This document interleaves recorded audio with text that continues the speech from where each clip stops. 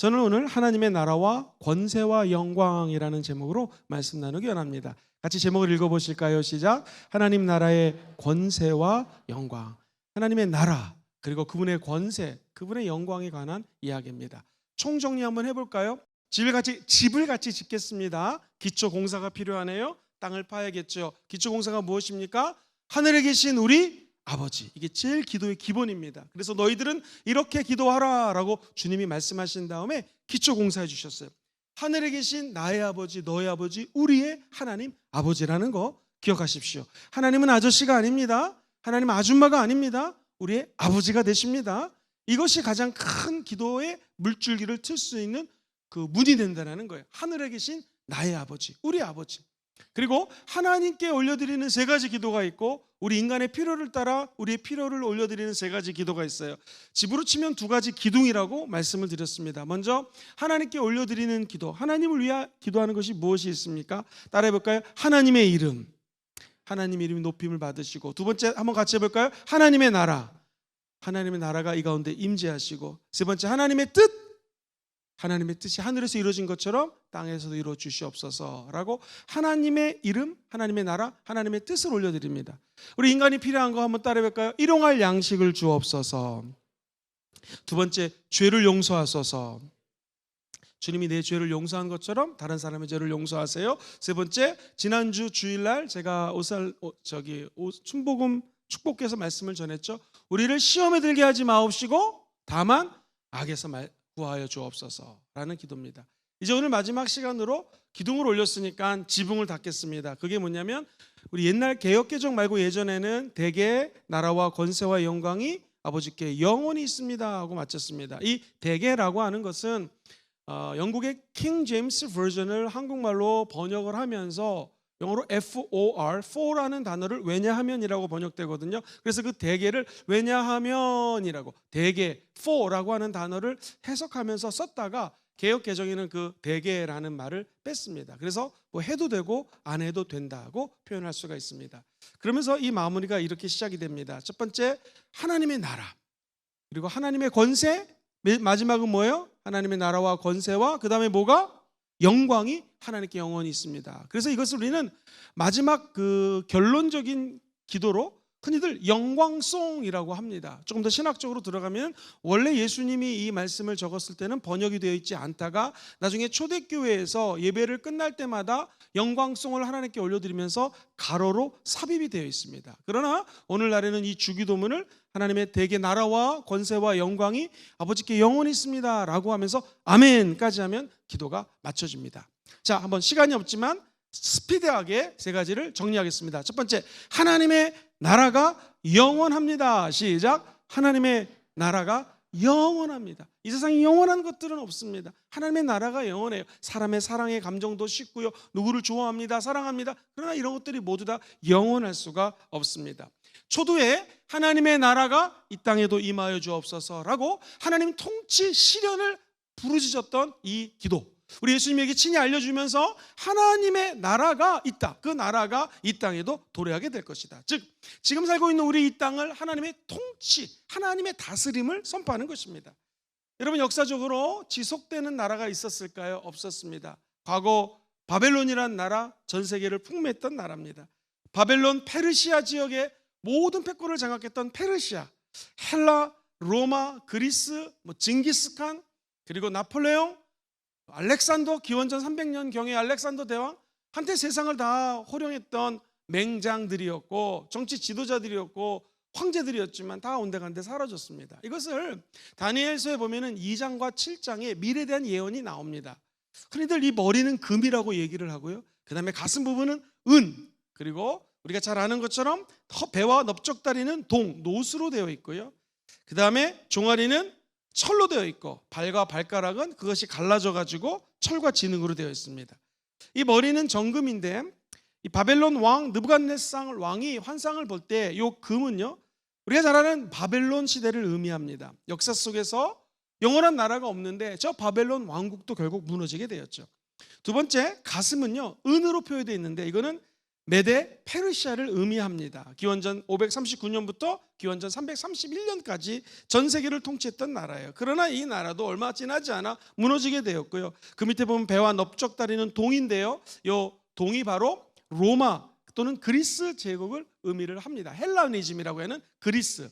그 다음에 그 밑에 보시면은요, 종아리 부분에는 철로 되어 있는데 이거는 로마 제국이에요. 로마 제국이 기원전 168년부터 그리고 기원 후 476, 500여 년을 통치했지만 이 나라도 결국에는 무너지게 되었습니다. 발과 발가락, 철과 진흙으로 표현되어 있는데요. 열국 시대 그리고 로마에서 갈라진 분열된 왕국을 의미하고 이제 드디어 하나님의 불이 내려서 그리스도의 왕국이 도래할 것이다라고 이렇게 예언을 합니다. 쭉 보세요. 바벨론, 바사라든가 페르시아, 로마, 헬라니즘, 그리스 나라 여러 가지가 있었죠. 그 이후에도 말씀드렸던 징기스칸이 세계를 제패했고 나폴레옹이 한때 전 세계를 호령했었던 적이 있었고 우리가 아는 것처럼 독일의 패권을 장악하려고 애를 썼던 또 일본의 진주만 공격이라든가 여러 역사들이 떠오를 거예요. 그런데 그렇게 잘 나갔던 나라들이 지금 다 어디로 갔습니까? 사랑하는 성도님들, 이 성경은요 다니엘서 2장 44절에 마무리를 하면서 하나님의 나라에 대해서 이렇게 언급을 합니다. 이 열왕의 때에 이 여러 왕들의 시대에 하늘의 하나님이 한 나라를 세우시리니 같이 읽어볼까요? 그 다음에 시작. 이것은 영원히 망하지도 아니할 것이요 그 국권이 다른 백성에게도 돌아가지도 않을 것이다. 그러니까 도리어 이 모든 나라를 쳐서 멸망시키시고 하나님의 나라가 영원히 설 것이다라는 거예요. 하나님의 나라는요 이 지상의 나라랑 비교하면 우리가 살고 있는 이 지상의 나라는 하나님 나라의 그림자일 뿐입니다. 하나님 나라를 잠깐 모형 샘플링 해가지고 국가라는 조직을 만들었지 엄격히 말하면 하나님이 만든 조직은 두 가지예요. 가정이라고 하는 교회와 우리가 섬기는 교회, 나머지는 인간이 만든 것입니다. 그래서 이 고르라는 나라, 바레라는 나라, 옛날에 우리나라 지역에 있었던 인근 지역의 거란 여진족들 다 있다 사라지는 거 아니겠습니까? 나라는 영원하지 않아요. 그러나 하나님의 나라는 영원하다라는 거예요. 그렇다면 우리는 하나님의 자녀로서 무엇을 생각하면 되는가? 자녀를 낳아서 키우면은요 초등학교, 중학교, 고등학교, 대학교를 다 졸업하고 엄마 계속 돈 주세요, 아빠 계속 돈 주세요 이러면 돈은 주겠지만 부모가 돈이 있으면 야, 이 아이가 멀었구나, 더 성숙해져야 될 텐데 라고 근심하고 기도하게 되죠. 근데 어떤 아이가요 엄마의 마음을 압니다, 아빠의 마음을 압니다, 그리고 부모를 존경할 줄 압니다. 그러면 부모는요 이 아이는 좀 힘들어도 내가 도와줘야겠다라는 생각을 갖게 되어 있습니다. 우리의 아버지가 누구죠? 하나님이에요. 하나님의 나라와 하나님의 권세와 하나님의 영광이 누구에게 있어요? 아버지에게 있다는 거예요. 하나님 아버지의 뜻을 알고 하나님의 나라를 위하여 내가 살겠다. 이 하나님의 나라는 모든 나라가 하나님의 것이라는 거거든요. 모든 소유가 주님의 것이라는 거예요. 내가 갖고 있는 거, 당신이 갖고 있는 것, 우리가 갖고 있는 것, 아니 이 나라의 모든 속한 것들 온 열방의 것이다. 누구 것? 하나님 거라는 거예요. 또 하나 하나님의 나라라는 것은요 시간적인 관점에서 하나님의 나라는 영원하다라는 거예요. 전능하신 하나님 찬양, 언제나 동일하신 분. 이게 영어 원래 찬양에는요 He was the same, 그러니까 어제나 He was, He is 지금, 그리고 그는 영원토록 똑같다라는 거예요. 언제나 동일하시다라는 거예요. 그리고 예수님은 어제나 오늘이나 영원토록 어떠세요? 동일하다라는 거예요. 목사님 이거 좀 더 한번 좀 설명을 해 주시죠. 여러분 한번 잘 들어보십시오. 하나님의 나라라고 하는 것은 이미 이루어진 하나님의 나라, 과거가 있어요. 자, 저와 여러분들이 성령의 힘을 입으면서 귀신을 쫓아내잖아요. 그러면 우리가 잘 아는 것처럼 우리 다윗이 찬양을 하면서 귀신을 쫓아냈죠. 그리고 우리 예수님이 마태복음 12장 28절에 이런 말씀을 하세요. 그러나 내가 하나님의 성령을 힘입어 귀신을 쫓아내는 것이면, 그 다음에 시작, 하나님의 나라가 이미 너희에게 임했다라는 거예요. 성령을 힘입어서 귀신을 쫓아내십시오. 그럼 이미 하나님의 나라가 임했다라는 거예요. 여기서 이미는 과거적으로 already죠. 이미 하나님의 나라가 귀신을 쫓아냈던 우리 예수님, 거라사 지역에 힘들고 어려웠던 귀신이 쫓겨나가자 그가 자유를 얻었지 않습니까? 그때 하나님의 나라가 이미 임했다라는 거예요. 다윗이 성령의 힘을 힘입어 악기를 연주하자 사울 왕에게 붙었던 귀신이 떠나갑니다. 그때 하나님의 나라가 이미 임했다라는 거예요. 그래서 하나님의 나라는 과거적 하나님의 나라, 과거에도 하나님의 나라가 임했고, 중요한 건 하나님의 나라는 바로 지금 이 순간 이 자리에 임하십니다. 성령의 임재를 통하여 예배하고 찬양하고 기도할 때 바로 이 순간 하나님의 나라가 우리 심령 속에 임하고요, 이 예배당에 임하는 것입니다. 누가복음 17장 20절로 21절 보면 바리새인들이 하나님의 나라가 도대체 어느 때에 임하나이까? 라고 물었습니다. 자, 그 다음 시작. 예수께서 대답하여 이르시되 하나님의 나라는 볼 수 있게 임하는 것이 아니요 또 하나님의 나라는 어디에 있어요? 너희 안에 있다는. 하나님 나라는 여기 있다 저기 있다 볼 수 있게 임하는 것이 아니라 예배드리는 공동체 안에 하나님의 나라가 임한다라는 거예요. 저는 바라기는 2024년도 한 해가 하루하루 매일매일 시간마다 순간마다 때마다 그야말로 분초마다 하나님의 나라가 여기 있다 저기 있다 하는 것이 아니라 여러분 심령 속에 임하기를 주의 이름으로 축원합니다. 그래서 다가오는 새해에는 다른 어떤 것보다도 하나님의 나라를 임재를 체험하면서 살아가는 감사가 넘치는 삶이 되기를 주의 이름으로 축원드립니다. 다가오는 하나님의 또 나라가 있어요. 지금 현재 하나님의 나라도 임하지만 미래적인 하나님의 나라가 있어요. 요한계시록 22장 20절 같이 한번 읽어보겠습니다. 시작. 이것들을 증언하신 이가 이르시되 내가 진실로 속히 오리라 하시거늘. 아멘. 주 예수여 오시옵소서. 하나님의 나라는 이제 도래하게 될 것입니다. 사랑하는 성도님들, 과거적 하나님의 나라, 이 땅에 하나님의 나라가 도래했지만 마귀 사탄의 유혹으로 인간이 타락하게 됐죠. 그래서 이 세상은 지금까지 2023년도까지 존재합니다. 구약 4,000년, 신약 약 한 2,000년. 하나님의 나라는 이 가운데 임했다는 걸 우리가 알고 있어요. 또한 하나님의 나라는 이제 앞으로 오게 될 것입니다. 근데 우리는 이 세상에 살고 있어요. 그래서 사도 바울이 참 기가 막힌 표현들을 많이 했는데 로마서 12장에 보면서 너희들은 이렇게 살아라 라고 이론이 아닌 실제적으로 우리의 삶을 살 것을 실제적으로 알려주면서 너희들은 이 세대를 어떻게 해요? 본받지 말고 본받지 말아라. 이 세대가 뭐냐면 세상 원리와 하나님의 삶의 원리가 있거든요. 이것이 중첩된 시대예요. 이 시대는 하나님의 나라가 이미 귀신을 쫓아내면 우리 가운데 임했습니다. 오성 캠프 때마다 귀신이 떠나가는 게 너무나 감사합니다. 그때마다 우리 하나님이 임해요. 그런데 또 하나 이 땅에 살고 있는 이 세상이 함께 삶의 원리가 공존하는 거예요. 중첩된 거예요. 그래서 이 세대를 본받지 말라라는 것은 너희 가운데 임한 하나님의 나라의 세대를 생각해야 되지 이 세상의 패턴을 본받지 말라라는 거예요. 우리가 될 일은 무엇인가? 이 하나님 나라가 지금 우리에게 임했고 앞으로 임할 거 믿으시면 아멘 해볼까요? 우리는 오직 마음을 새롭게 해야 돼요. 마음이 늘 말하지만 이 하트가 아니라 마음이 이 생각이거든요. 생각의 변화를 받아야 돼요. 제가 아는 분이 우울증에 걸렸는데 조영기 목사님에게 상담을 왔대요. 그 조영기 목사님 특유의 발음으로 이렇게 얘기하셨대요. 이제부터 외치라는 거예요. 나는 우울증이 없습니다. 우울증하고 나는 상관이 없습니다 라고 아침에 눈을 뜨면 외치고 밥을 먹을 때마다 외치고 자기 전에 외치라는 거예요. 그래서 이 여자 집사님이 아주 오래된 이야기입니다. 한 30년 넘었던 것 같아요. 아침마다 눈을 뜨면 우울증은 나에게서 떠나갔습니다. 자꾸 처음에는 믿겨지지가 않더래요. 진짜 우울증이 떠나갔나? 자꾸 하다 보니까 그럴 수도 있겠네. 또 하다 보니까 그래 하나님의 나라가 내 안에 임했다며. 그리고 사망이나 죽음이나 어떠한 것도 나를 죽일 수 없다며. 그렇지 사망아 쏘는 것이 너희가 어디에 있느냐. 그렇지만 우울증도 나에게 쏘는 것이 없을 것이다 하면서 우울증이 떠나갔다면서 이게 믿음이 되더라는 거예요. 그리고 진짜 우울증으로부터 자유케 됐다라는 거예요. 여러분을 묶어매고 있는 모든 것들이 이 말씀대로라면은 세상 원리거든요. 세상에 마귀가 저와 여러분들을 이 세대의 원리와 이 세대의 가치관을 가지고 주입을 하고요. 하나님의 나라가 멀어질 수 있도록 자꾸 유혹을 하는 거예요. 그때 저와 여러분들은 따라해볼까요? 나는 이 세대를 본받지 않습니다. 그 다음에 뭐예요? 오직 마음을 새롭게 함으로 뭐를 받아요? 변화를 받아서 하나님의 선하시고 기뻐하시고 온전한 뜻이 무엇인가 어떻게 하나? 분별하는 거예요. 왜? 하나님의 나라가 과거에도 임했고 지금도 임하고 미래에도 임할 거를 알기 때문에 하나님의 소유가 모두 하나님 것인 것을 알기 때문에 나는 하나님의 뜻을 구하는 사람입니다 라고 마음 먹고 기도하라는 것입니다. 그러면 세상 원리와 하나님의 원리가 함께 공존하고 중첩되는 이 시대에 저와 여러분들이 이 세대를 따르지 않고 하나님을 따를 수 있는 힘이 생긴다는 거예요. 하나님의 나라는 성령의 권능으로 임합니다. 시작. 하나님의 나라는 성령의 권능으로 임한다. 그래서 날마다 성령님 환영합니다. 인정합니다. 모셔드립니다 라고 기도를 해야 되는 것이죠. 첫 번째 하나님의 나라가 영원합니다 라 했다면 두 번째 하나님의 권세가 영원합니다. 시작. 하나님의 권세가 영원합니다. 이 권세는 헬라어 당연히 두나미스가 쓰였습니다. 두나미스라는 단어는 나중에 18세기의 영어 단어 다이너마이트에 영향을 주죠. 엄청난 힘입니다. 파워라고 영어 성경에 대부분 번역이 되어 있고요. 힘, 능력, 권세 다 같은 말들입니다.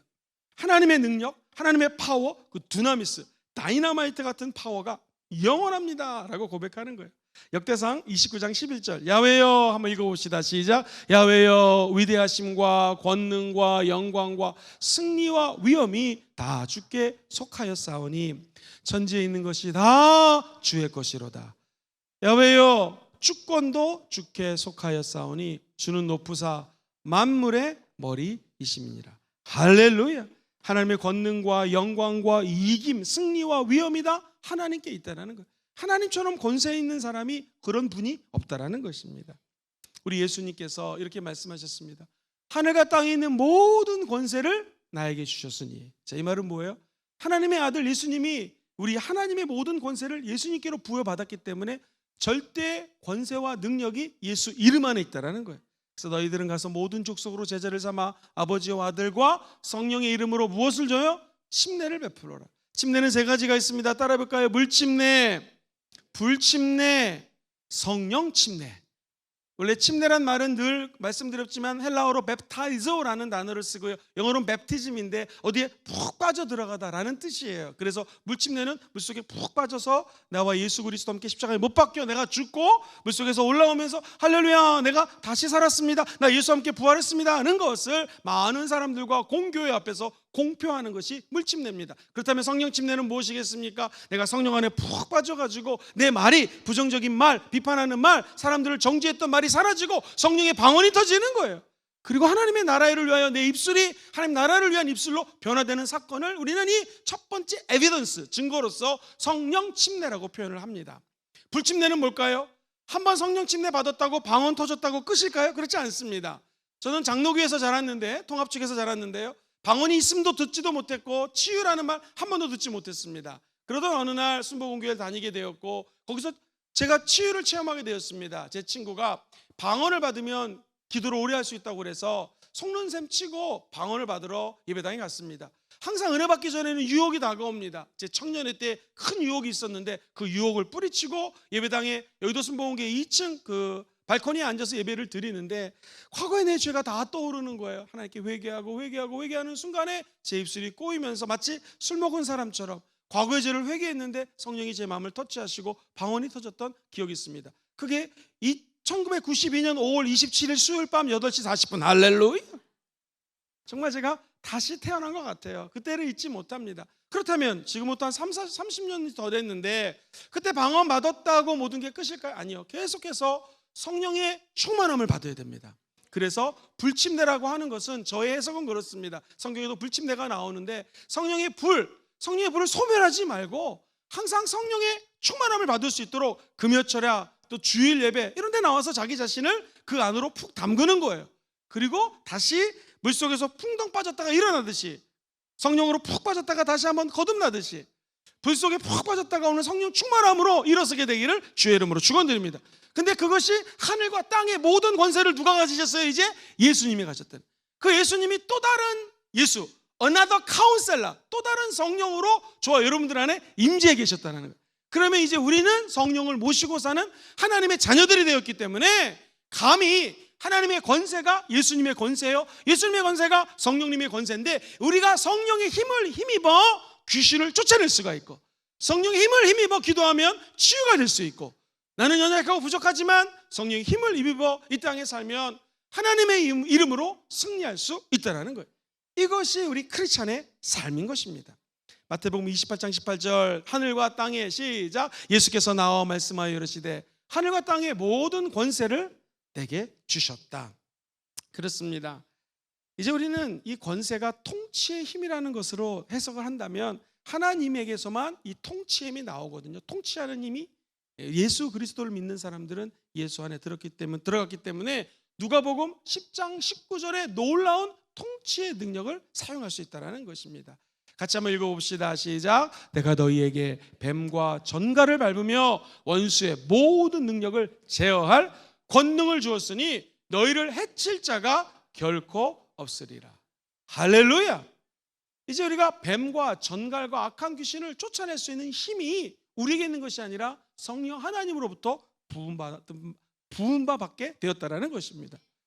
한국은 아기가 아프면 119를 이렇게 전화를 하면 와서 아이를 실러 가잖아요. 근데 미국이나 호주나 이런 데는요, 119를 한번 부를 때 한 25만 원 정도 돈을 내야 되는 경우가 있습니다. 그래서 이 돈도 비싼 데다가 아이가 아프면 병원에 밤에 갈 수 있는 데가 되게 제한적이에요.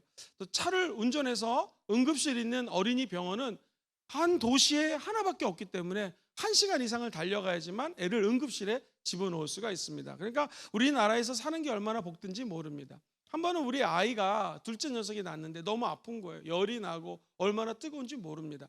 이걸 어떻게 하면 좋을까 하다가 밤에 일어나서 막 애가 끙끙거리니까, 제가 목사잖아요. 목사인데도 이 병원을 가야 되나 막 이런 생각을 하다가 하나님이 말씀하는 거예요. 하늘과 땅의 모든 권세를 갖고 계신 예수님을 믿니? 믿죠. 너 목사 맞니? 맞죠. 병원 갈 생각만 하지 말고 기도하라는 마음을 주셔서 제가 회개하고 아이의 머리에 손을 얹고 간절히 기도하는데 정말 낫더라고요. 여러분, 이건 체험입니다. 체험하셔야 됩니다. 여러분, 요즘 아프면 우리나라 병원이 너무나 잘 됐기 때문에 병원부터 갑니다. 병원 가시기 전에 한번 믿는 자에겐 이런 표적이 따르리니 하늘과 땅의 권세를 가지신 분이 예수님이시고 그분이 내 안에 계신 거 믿으시면 아멘 해볼까요? 믿는 자에게 손을 얹은 즉 나은 거 믿으시면 아멘 해볼까요? 먼저 한번 기도해 보십시오. 그리고 치료가 되면 너무나 기쁘다라는 것이죠. 제가 지난주에 화성에 있는 교회 갔다가 이 발을 내려가는데 발을 헛디뎌 가지고 어렸을 때 다쳤던 왼쪽 발이 또 삔 거예요. 그래가지고 야, 이거 또 며칠 동안 좀 아프겠구나 했어요. 그날 밤에 이제 숙소에 가가지고 파스를 하나 붙였습니다. 그런데 파스를 붙이면서 또 회개가 되더라고요. 너 목사 맞니? 여기가 오순절 성령 비전 캠프인데, 그래서 제가 또 회개를 하고 그 파스를 띄었어요. 세상에 그 교회는 한의원에서 한의원 파스를 기부를 해가지고 그거를 전도용품으로 쓰는데 엄청나게 효과가 있다는 거예요. 누가 한의원 의사를 좀 알면은 한의원 파스를 기부해 주시기를 바랍니다. 어쨌든 그 파스를 붙였다가 제가 띄고 찌어라고 기도했는데 진짜 발목이 났어요. 너무 기쁘더라고요. 하나님은 살아계십니다. 비단 치료뿐만이 아니라 여러분이 갖고 있는 문제 우리가 해결할 수 없잖아요. 우리가 권세가 없잖아요. 하나님의 권세가 있습니다. 그리고 그 권세는 우리에게 하나님의 은혜로 임파테이션, 우리에게 그 은혜를 부어주신 거예요. 저 여러분들이 하나님 앞에 기도할 때 우리 안에 있는 권세가 아닌 예수의 권세로, 예수의 이름으로 기도하시고 치유되시고 하나님 나라를 체험하시게 되기를 주의 이름으로 축원드립니다. 그러면 이런 일이 생겨요. 종교개혁이 마틴 루터를 통하여 일어났고, 우리가 아는 것처럼 스위스의 또 존 칼빈이라든가 이런 분들을 통해서 종교개혁이 일어났잖아요. 영국은 종교개혁이 존 낙스라고 하는 분을 통해서 종교개혁이 시작이 됩니다. 그런데 그 당시 여왕이 이름이 메리 여왕이었는데, 이거 한번 들어보세요. 나는 종교개혁을 반대한다. 그러면서 이런 얘기를 해요. 여왕이 유럽의 모든 군대보다 존 낙스의 기도가 더 두렵다. 한 사람의 기도, 종교개혁을 일으켰던 그 사람의 기도가 유럽에 있는 모든 군대보다도 더 두렵다라는 거예요. 사랑하는 우리 순복음지원교회 성도님들이, 저 여러분들이 기도할 때 이 권세가 넘치는 기도자가 되기를 주의 이름으로 축원드립니다. 그래서 능력 대결하실 때 마귀 앞에 기죽지 마시고 늘 승리의 면류관을 쓰시게 되기를 다시 한번 주의 이름으로 축원드립니다. 그럼 질문이 생겨요. 저 여러분들이 권세가 있으니까 목에 힘을 주고, 야, 나는 권세가 있어, 귀신 다 쫓아낼 수 있어, 이런 그 모습일까요? 그렇지 않습니다. 하나님의 권세는 섬김에서 나옵니다. 시작. 하나님의 권세는 섬김에서 나와요. 낮아짐에서 나와요. 낮은 자 하나님이시잖아요. 그래서 우리가 직분이 올라가면 올라갈수록 더 겸손해져야 되는 것이고, 기도를 많이 할수록 겸손해지는 것이고, 귀신을 더 많이 쫓아낼수록 더 겸손해져야 돼요.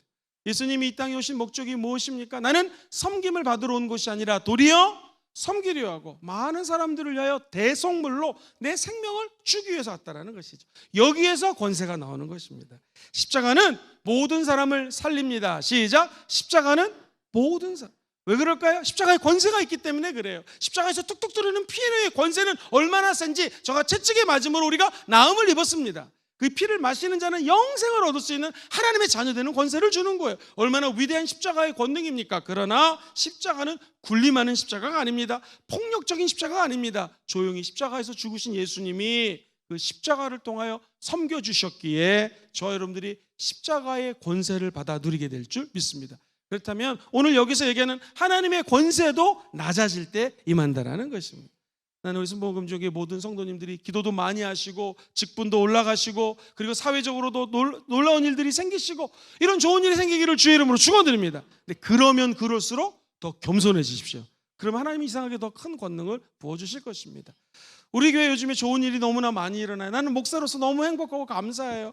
중소기업 장관의 상을 받은 집사님이 계셨고, 또 한 분은요, 제가 처음 뵀을 때는 300억 불 수출해달라고 기도했는데 그게 성취가 됐는데 어제는 1000억 불 수출을 해가지고 상을 받았습니다. 할렐루야.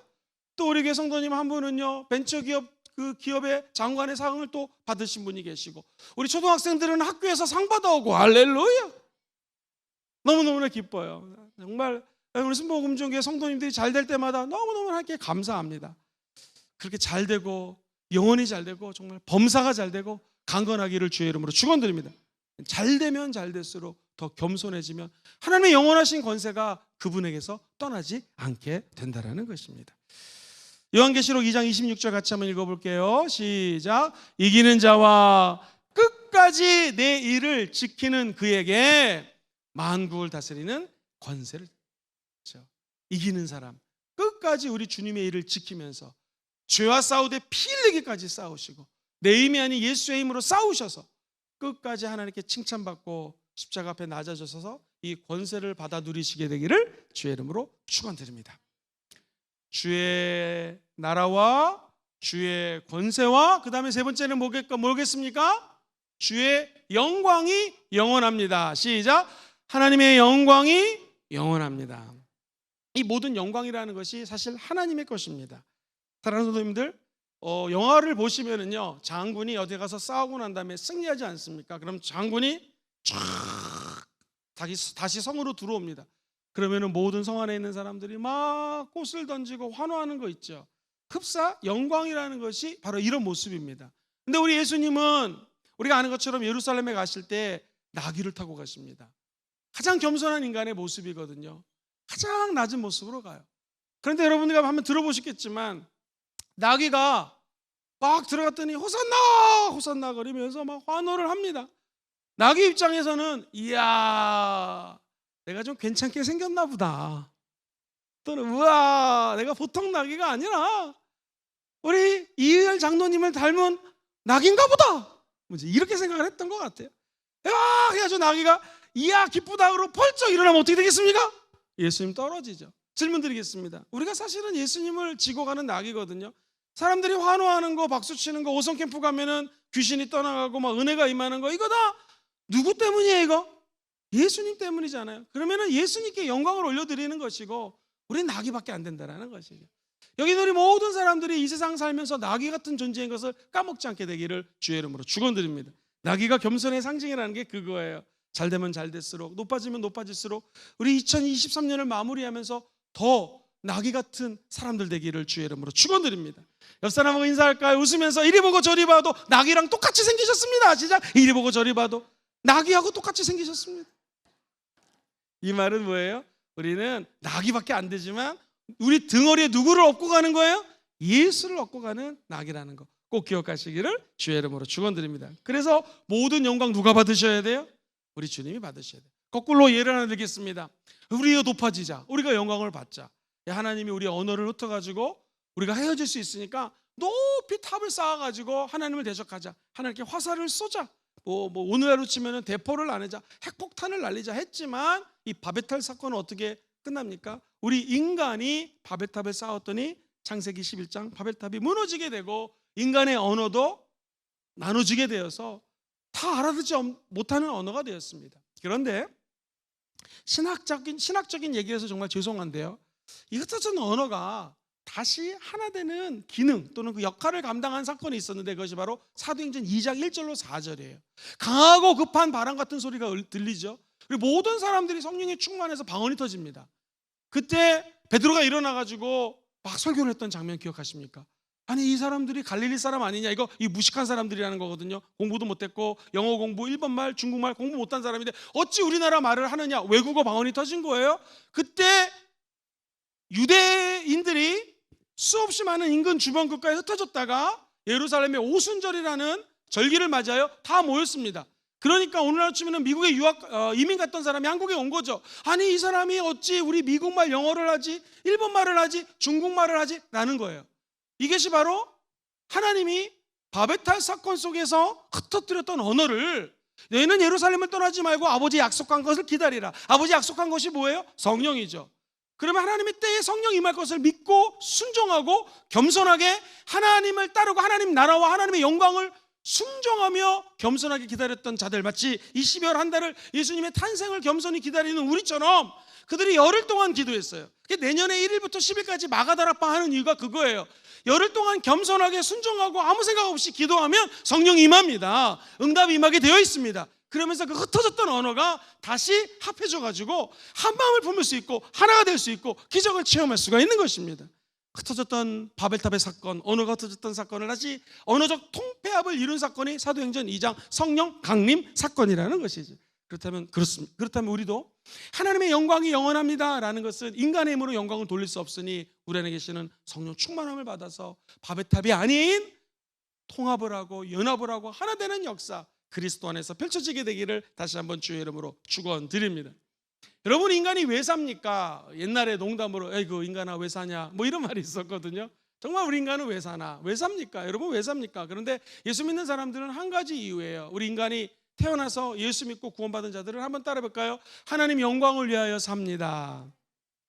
먹든지 마시든지 다 뭐를 위해서 하라고요? 하나님 영광을 위해서. 모든 선한 빛, 이 영광이라는 것이, 하나님 영광이라는 것이 원래는 이 히브리적 표현으로는요, 모든 빛이 있잖아요. 그 빛 가운데서도 선한 빛, 이게 하나님의 영광이에요. 그러니까 내가 하나님의 영광을 제대로 돌리면 하나님이 나를 통하여 선한 빛을 보내주게 된다는 거고요. 이건 리더십에서 얘기하는 바로 선한 영향력을 의미하는 것입니다. 나는 하나님의 영광이 제대로 드러나서 선한 영향력을 만방에 뻗치는 그런 빛의 인생들, 빛의 자녀들 다 되시기를 주의 이름으로 축원드립니다. 또한 하나님의 영광이라는 것이 재밌는데, 이 원어적으로 영광이라는 것이 뿌리라는 뜻을 갖고 있어요. 뿌리, 밑에 내려진 뿌리. 그러니까 뿌리가 시냇 물가랑 접촉이 되면요, 시냇가에 심기운 나무는 마르지가 않고 시절을 쫓아 열매를 맺는 것처럼, 저와 여러분들이 때로는 하나님의 영광의 열매를 못 낼 때도 있어요. 이기적이고 과거의 습관들, 이기적인 나의 생각들, 이런 것 때문에 사람들에게 또는 주변 사람들에게 성령의 열매를 못 맺을 때가 있어요. 기억하십시오. 하나님 영광이 임하면 다시 우리 믿음의 뿌리가 하나님의 시냇가 생명수랑 접촉이 되는 거예요. 그래서 그 접속된 능력으로 말미암아 하나님의 영광의 열매를 맺게 된다는 것입니다. 이 은혜가 평생 함께 하시기를 주의 이름으로 축원드립니다. 하나님의 영광이 무슨 뜻이라고요? 뿌리, 루트예요. 그래서 하나님의 영광은 하나님과 접촉될 때 맺을 수가 있다는 것. 몇 가지 예를 드리고 말씀을 정리하겠습니다. 이 구약에 보면은 성막에 딱 들어가잖아요. 제단에서 피를 흘리고 왼쪽에 7개 촛대에 불을 켜고 그 앞에 있는 진설벽 12개 떡은 말씀을 상징하고요. 그 다음에 끝까지 불이 하나 타오르는 게 있는데, 이 촛대가 있는데 이 촛대를 바로 감사의 향기라고 합니다. 감사의 촛불을 켜고 기도를 하고 난 다음에 드디어 성막의 문이 열립니다. 그리고 지성소가 나타나게 되어 있어요. 성경은 뭐라고 그러는가? 성막에 있는 곳에 하나님의 영광이 나타났다는. 모세가 지성소에 들어가서 하나님의 얼굴과 얼굴을 맞대고 만났을 때 거기에 하나님의 영광이 드러난다는. 우리는 한번 따라볼까요? 예수 피를 통하여, 성령의 기름 부으심을 통하여, 하나님의 말씀으로, 그렇죠? 예수 피, 성령의 기름 부으심, 하나님의 말씀, 이게 예배의 세 가지 요소거든요. 근데 마지막으로 해야 될 것이 뭐냐면 바로 따라볼까요? 감사. 그래서 감사가 중요합니다. 2024년도에는 하나님의 영광이 감사하는 여러분들을 통하여 나타나기를 주의 이름으로 축원드립니다. 10명이 치료됐지만 왜 하나님께 영광 올리러 들어온 사람 너밖에 없냐라고 얘기하셨거든요. 하나님께 나와서, 예수께 나와서 감사하는 사람이 영광을 올려드리는 것입니다. 하나님께 영광 올려드리길 원하시면 다시 한번 아멘 해볼까요? 이게 감사예요. 감사. 마지막 감사가 있을 때에 하나님의 영광이 드러나고, 이야, 이 목사님은 감사하는 목사님이구나, 이 전도사님, 선교사님은 감사하는 분이구나, 이 장로님은 정말 감사가 넘치는구나, 우리 권사님은 이 감사를 통하여 하나님의 얼굴을 맞대는 분이시구나, 아, 우리 안수 집사님이 이렇게 상을 받고 잘되고 우리 집사님이 높아지는 것은 하나님께 감사를 드리니까 하나님 높아주시고, 이러한 체험이 있게 되기를 주의 이름으로 축원드립니다. 주의 영광, 이게 영원한데 우리 연약한 인간의 감사를 통하여 하나님의 영광이 드러나는 것입니다. 그래서 신약에 보면은 이 감사 사상이 지극히 높은 곳에서는 하나님께 영광이요, 이 땅에서는 사람들의 평화라고 그랬어요. 평화가 뭐예요? 감사할 때 마음에 평강이 임하는 것입니다. 혹시라도 여러분 가운데 고난을 당하고 힘든 분이 있다면 로마서 8장 18절 말씀을 한번 큰 소리로 읽고 아멘 잠깐 설명하고 마치겠습니다. 시작. 생각하건대 장차 우리에게 나타날 영광과 어떻게 해요? 저 나타날 영광이 하나님의 영광이에요. 미래의 영광이에요. 죽으면 저 천국에 들어가는 영광. 그리고 이 땅에서 고난이 있지만 지난 주일 설교처럼 나의 길 오직 그가 아시나니, 그 다음에 뭐예요? 나를 단련하신 후에 내가 어떻게 해요? 순금같이 정금같이 나아가게 되어서 하나님의 영광을 보는 사람이 된다는 거예요. 되게 그의 나라와 그의 권세와 그 다음 뭐예요? 그의 영광이 영원합니다 라고 하면서 한번 따라해볼까요? 아멘 하면서 기도가 끝나게 됩니다. 아멘은 아는 것처럼 확인을 의미하는 거예요. 진실로 그렇습니다, 확실합니다 라는 찬동한다 라는 뜻이에요. 아멘은 따라해볼까요? 꼭 그렇게 되기를 바랍니다. 간절한 기원이 아멘이에요. 아멘은 따라해볼까요? 충성. 아멘의 다른 의미는 충성이에요. 내가 충성하겠습니다.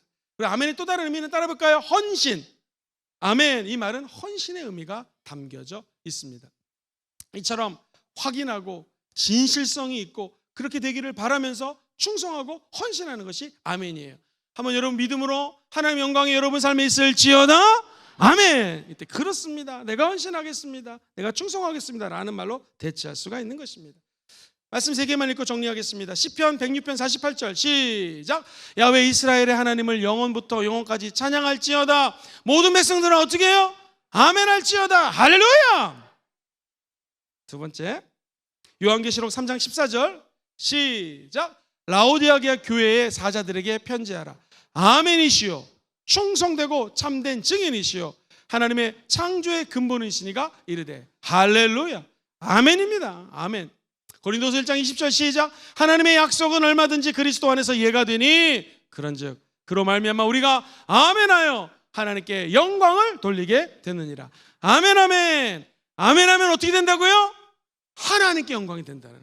제가 아멘하면 어떻게 된다 그랬더니 우리 권사님 아멘 그러시는데 아멘하면 아멘입니다. 맞아요. 그 아멘이 무슨 뜻이라고요? 하나님께 영광을 올려드리는 거예요. 그래서 아멘을 많이 하면 참 우리 영혼 속에 하나님께 영광을 올려드리게 된다는 거예요. 오늘 우리 마지막을 이렇게 한번 주기도문 암송하면서 마지막을 맞춰볼까요?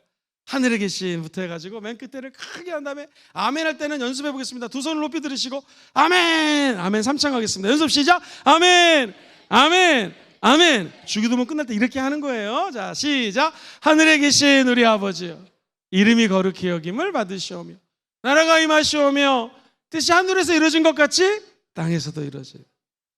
우리에게 일용할 양식을 주시옵고 우리가 우리에게 죄 지은 자를 사하여 준 것 같이 우리의 죄를 사하여 주시옵고 우리를 시험에 들게 하지 마옵시고 다만 악에서 구하시옵소서. 나라와 권세와 영광이 아버지께 영원히 있사옵나이다. 시작. 아멘 아멘 아멘. 할렐루야. 우리 예수님이 너희들은 이렇게 기도하라 하면서 주기도문을 알려주셨습니다. 여러분 장례식 가기 전에 저도 습관적으로 주기도문을 드립니다. 그리고 무슨 일이 있을 때마다 주기도문에 모든 것들이 다 들어가 있어요. 주기도문 하시고 사람 있든 없든 한번 두 손 높이 드시고 아멘 아멘 아멘 할 때 그 자리에 하나의 영광이 드러나고 기적이 일어나게 될 줄 믿습니다.